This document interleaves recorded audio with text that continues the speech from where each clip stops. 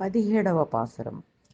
அம்பரமே தண்ணீரே சோரே அறம் செய்யம் எம்பெருமான் நந்த கோபாலா எழுந்திராய் கொம்பனார்க்கெல்லாம் கொழுந்து குல விளக்கே எம்பெருமாட்டி யசோதாய் அறிவுராய் அம்பரமூடறுத்து ஒங்கி உலகளந்தா உம்பர் கோமானே உறங்காதெழுந்திராய் செம்பொற்களலடிச் செல்வா பலதேவா ఉంబియుం నీయుం ఉరంగేలోరెంబావాయ్.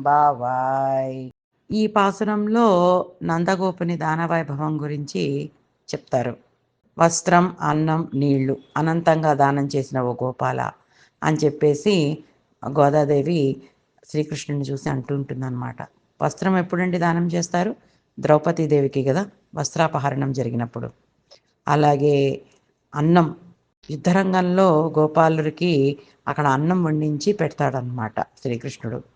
అన్నం ఆ విధంగా దానం చేస్తాడు.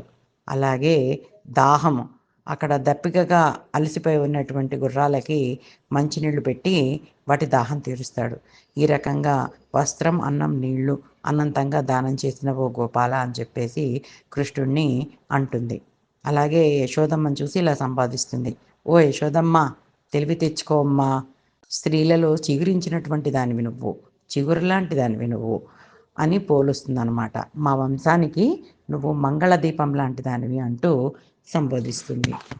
వీళ్ళ మంచాల దగ్గరికి వెళ్ళి, కృష్ణుడు బలరాముడు ఉన్న మంచాల దగ్గరికి వెళ్ళి వాళ్ళని కాళ్ళని చూసి గుర్తుపడుతుంది అన్నమాట. బలరాముడు కాళ్ళకేమో పెద్ద కడియం ఉంటుంది, కృష్ణుడి పాదంలోనేమో శంఖ చక్రాలు ఉంటాయి. అలా చూసి గుర్తుపట్టి నిద్రలేపుతుంది అన్నమాట. ఈ విధంగా నందుణ్ణి, యశోదని, కృష్ణుణ్ణి, బలరాముణ్ణి నిద్ర మేల్కొల్పుతూ ఉంటుంది. ఇక్కడ దానవైభవం గురించి ఎక్కువగా ప్రస్తావించడం జరిగింది కాబట్టి ఈరోజు దానాలు, ధర్మాలు చేసుకుంటారు. ఈ పాసురం ఉన్న రోజు 17వ రోజున.